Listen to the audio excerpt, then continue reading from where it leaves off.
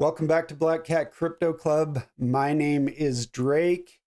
Today we're going to be getting into a bit more on what happened this week in Bitcoin, why the price did what it did, as well as some specifics around the Bitcoin halving that a lot of people don't understand. And they end up doing things around the halving that I'm sure they end up regretting. They kind of shoot themselves in the foot. So make sure you stick with me. This is important stuff, guys. But before we get into all of that, if you have a couple bucks, please consider going over and helping out Ez's Rescue Ranch. PayPal is at the bottom of this flyer as well as in the description of this video. You guys can go over there and just help them out. Throw them a dollar or two, whatever you can spare. I have done a lot of volunteer work for sanctuaries like this, and I cannot tell you how much work these sanctuaries actually have. And that isn't even to mention the cost of feeding all of the animals and caring for all of them. So please help these guys out a little bit. Go over and throw them a few bucks. It also helps you bring some positivity into your life, as well as reduces your tax liability. So go over and help them out if you can. Now, let's get into what happened with Bitcoin this week. We saw Bitcoin from the previous week go from 74,000 about down to almost 60,000 this last week. So we need to get into, we kind of talked about the FOMC meeting, the Federal Reserve meeting, and how the market gets jittery around that. But the Fed came out at the FOMC meeting on Wednesday and said that they plan on cutting rates 3 times this year, which is good for Bitcoin. We saw Bitcoin react and it rebounded quite a ways on Wednesday. But Thursday and Friday, we continued to see that downward pressure. So what actually happened? We're going to go over to this graph. And this shows spot Bitcoin ETF flows. And these last 5 bars are the last 5 days, this last trading week. And we saw massive amounts of selling. So if you just look at this and you don't know what's going on, guys, this looks like Bitcoin or Wall Street is buying Bitcoin ETFs. And then all of a sudden they turn bearish and start selling the ETFs. That isn't quite the case. Now, let me explain what happened here. Again, we see Grayscale selling. Grayscale hasn't had a net positive day since they launched their ETF. And it's because of a few things. One is they have their fees way higher than anybody else. And they thought they could get away with it because they had billions of dollars in head start above all of these other ETFs, but they're about to be flipped by BlackRock. But there's also another important thing going on here, guys, and that is exactly what happened this week. We're going to go over to a article. This actually happened last month. This was in February 14th, but Genesis cleared to sell Grayscale shares valued at $1.6 billion. So if you don't know, Genesis is one of the bad actors of the last cycle, just like FTX. They did some horrible things and they went bankrupt. So Genesis is going through bankruptcy now, and they just got cleared to sell this $1.6 billion worth of Grayscale. So let's go back over to that. This chart, this is when they were approved to sell. And we haven't seen that selling pressure all the way up. And now we are seeing something consistent with Genesis selling to make their creditors whole on those GBTC shares. So we see this tapering down. Hopefully this was the week that Genesis set aside as their sell week. They got together, and it took some time. These things happen not, all at once when they're approved, but they go through some planning, and they probably planned for this week to be their selling week. And this is very consistent with something like that. So I think, honestly, this is a good thing.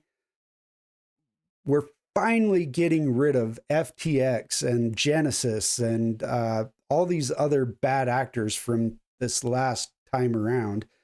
And we can finally be done with them. So this is a good thing, honestly. I've also been showing you guys these charts, and these have all been red. And these are the small people, the people that own 0 to 1 Bitcoin. And it's consistently been red for the last little while, which means they're selling. And it depresses me to see the small guys selling right now, because this is not a time to be selling Bitcoin. We are about to go through the halving and this massive upcycle. There's several other catalysts that are going to send Bitcoin to the moon. But we finally, the last 2 days of this week, we saw the small guys buying rather than selling. So that's good news, guys. I'm proud to see that happening. And the last day of the week, we saw these big fish selling, which is probably, some of Genesis's wallets have actually contributed to this, I'm sure. So what I say is big money is the new dumb money, guys. They call us, they call the small guys dumb money. They call retail dumb money. But I'm going to go out on a limb here and say big money is the new dumb money. They're selling Bitcoin right now, and they're going to regret it. Okay, so we need to also get into a few things about the ETFs, about these institutional buyers and what's happening, because we've heard from several Bitcoin ETF offering companies that what they've seen with the ETFs mainly is small institutions, family firms, and just small institutions that can move quickly, have meetings, decide that they want to buy it, and move quickly on this, as well as retail, which is probably quite consistent with the older boomer generation being interested in this new technology, but they've never been comfortable investing outside of Wall Street. So they were never going to go to Coinbase. They're finally getting a chance to buy this new technology. And we've seen that is what the ETF providers are telling us anyway. Now, we might be kind of coming to the end of that wave, but there's going to be several waves in these ETFs on Wall Street. We've got the wirehouses that aren't turned on yet for big institutions to actually buy these ETFs. A lot of firms aren't even allowing their customers to buy these ETFs yet. And we have something called FASB, accounting rules. And I need to get into this with you guys. We're going to go over to this article from Bloomberg. And this says early adoption of FASB crypto guidance spurs clarity and efficiency. Now, what FASB is right now accounting for Bitcoin for major institutions, publicly traded companies. If you own Bitcoin on your balance sheet right now, you have to claim Bitcoin at the lowest price it has ever been during the entire time you've held it. So even though Bitcoin is at all-time highs right now, if you bought a year and a few months ago when it was at 15,000, even though you are massively in profit, you have to put it on your books at 15,000, the lowest the price has ever been when you've owned it. So to investors, this looks horrible. Okay. Most often it shows as a loss on your books when you're reporting to your investors and your stockholders. So a lot of institutions don't want to buy and own Bitcoin because of this, because they have to report it to their investors and their stockholders at a loss. So going back to this FASB is the Financial Accounting Standards Boards. And they set the rules on how these big companies, these publicly traded companies, have to report things. Once this new rule goes into effect, people these institutions can claim Bitcoin at fair value price. So when they're filing their quarterly earnings reports, they can finally report Bitcoin at what Bitcoin is currently at. And this rule goes into effect December 15th of 2024.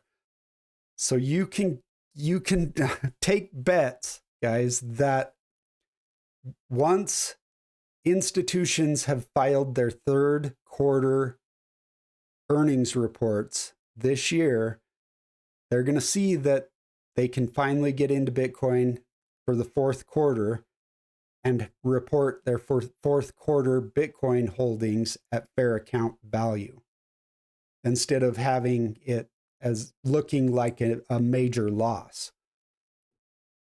So this is going to be a big wave. The end of this year is going to be big in that account alone. The halving is also going to play a part, but let's get back into this article on FASB rules. It says the new process, and it just kind of goes through the potential benefits. It's just like I've been saying, guys, price and accounting transparency is a plus. It's going to be better communication with investors, stakeholders, and the public, and it's more efficient, less costly, and less complicated for these companies to report their digital assets now. So this is going to be big, guys. This is a lot of complicated stuff, but this is going to be one of those next waves of institutional adoption that we've seen. And this is the first time that we retail investors have been able to front run institutions like this. We've been able to front run institutions, big money, and banks. I've talked about banks in the past and how right now the SEC has rules that kind of make it hard for banks to buy and hold Bitcoin and digital cryptocurrencies. But they've been lobbying the SEC and they're wanting to get those rules changed as well. So once all of that changes, this opportunity that we have right now to front run these guys on this new technology is going to go away. So if you're not getting into Bitcoin right now, you are going to miss an opportunity that we have never, ever had before. It's plain as that. Once FASB accounting rules go into effect the end of this year, once the banks change the SEC rules on holding crypto like they are pushing for, we are going to lose that opportunity of a lifetime to front run these guys on a new technology. So if you're not getting into Bitcoin right now, I don't know what you're doing. So we've also got to get into, I mean, look at this, guys. This is MicroStrategy's all-time chart. So I've said before how MicroStrategy used to be a kind of a competitor, a software competitor with Microsoft. And you can kind of see in that .com time, they had this major up and then big crash when that .com bubble happened. But for the last 20 years, guys, they have done almost nothing. It's just been completely sideways. And I've said this was like a failing business. They were losing to Microsoft. And in 2020, they decided, you know what, forget the software business. We're going to go into Bitcoin. And they pivoted and they became a Bitcoin company. All they do really is buy and hold Bitcoin. And they've been consistently buying Bitcoin for the last 4 years. And you can see what it did. It finally got them out of this just stagnant moving, sideways moving in the market. And they finally started doing something. Of course, 2022 came and we crashed back down. But look now, guys, they are at all-time highs, and all they do is buy and hold Bitcoin. So you can take bets again, guys, that there are a lot of companies, a lot of institutions that are seeing this happen, and they're taking notes. I mean, you can bet on that they are seeing this growth. I mean, with MicroStrategy hitting all-time highs, taking this business that had nothing going on and just skyrocketing. There are companies that are looking at this and they're going, man, this Bitcoin thing is a cheat code for us. We can do amazing things just by holding even just a partial allocation to Bitcoin is going to help companies massively. Okay, now all of that said, let's get into the halving. And there are some things that a lot of people don't understand about the halving. They see it as an event. And it is an event. One minute miners are mining 900 Bitcoin a day. The next minute, they're cut in half to 450 a day. But what a lot of people don't realize is that the market, the price of Bitcoin, doesn't feel that immediately. It takes time for miners to adjust their selling and what they're going to sell at, because miners will sell. They'll never sell Bitcoin at cost. And what cost for miners is the cost of energy plus the cost of labor, the cost of maintenance, the cost of their compute power, their mining hardware, and the cost of land and warehousing, or however they store their mining equipment. So they're never going to sell at cost. So if their cost is just cut in, or if their their cost is essentially doubled because they're getting half as much Bitcoin for the same amount of energy and effort and everything. That pretty much doubles the price of what they're going to sell for.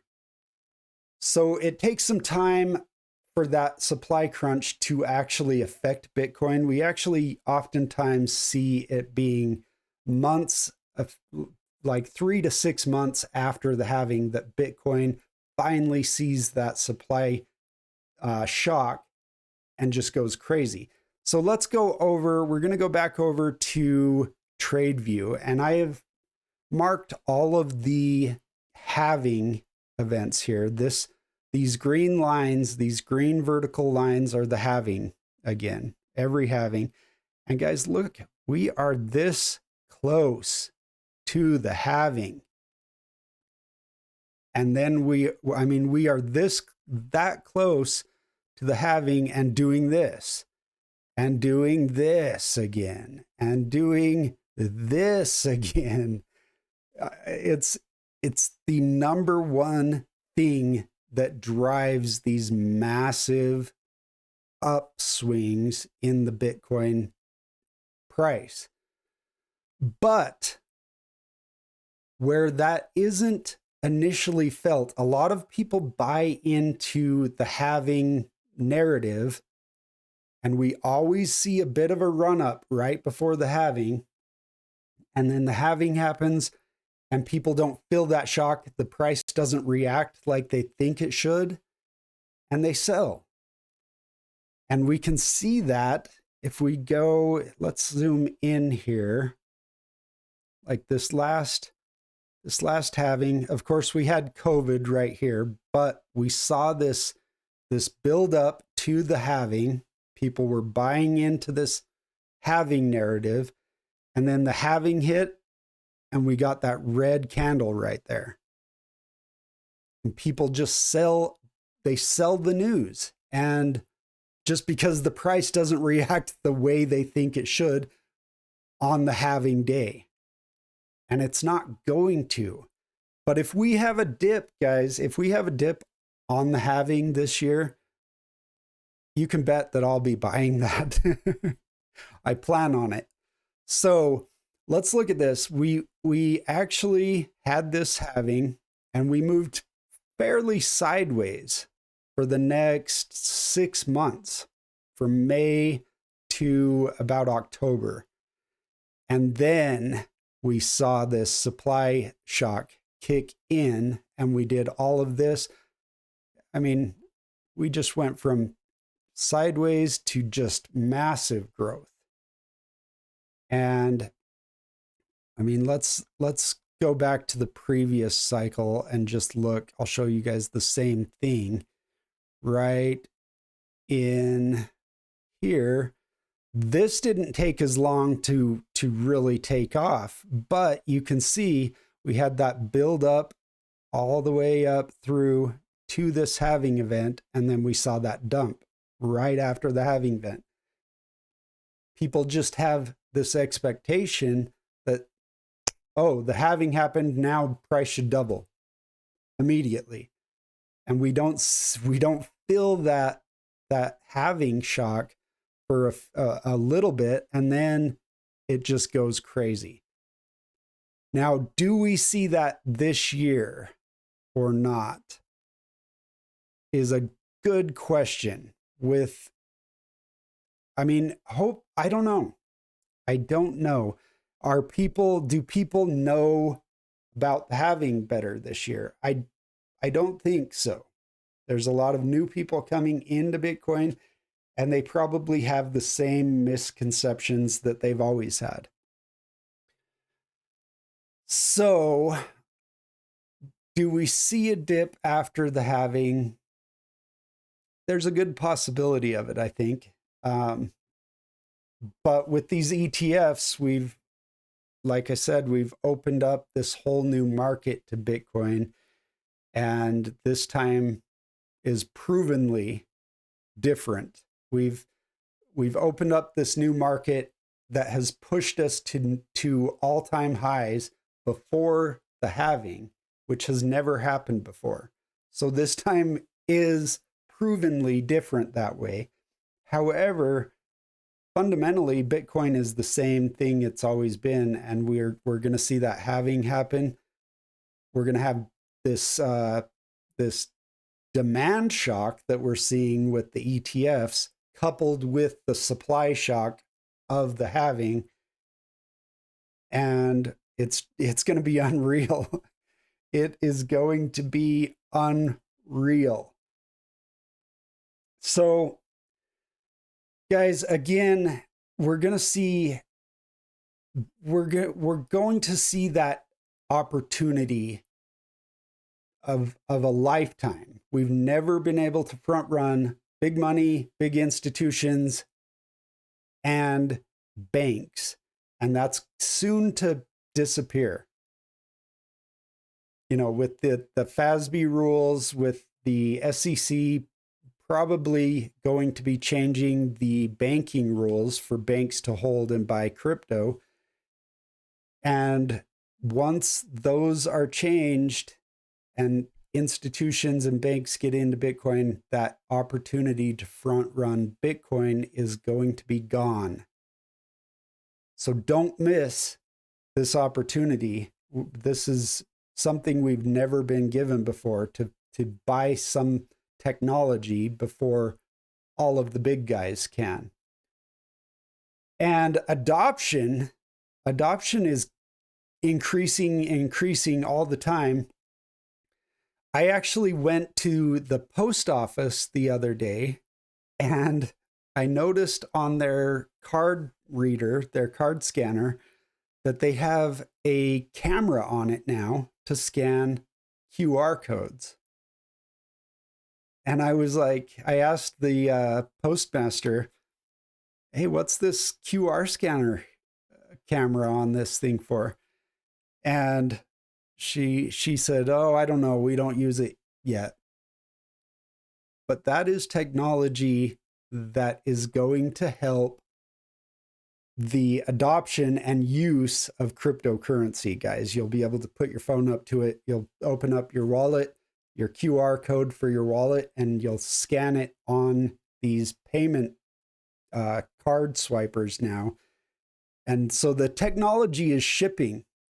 Nobody's really using it. There are some people that are slowly starting to use things like that, but the technology is shipping to everyone before they even know what it is.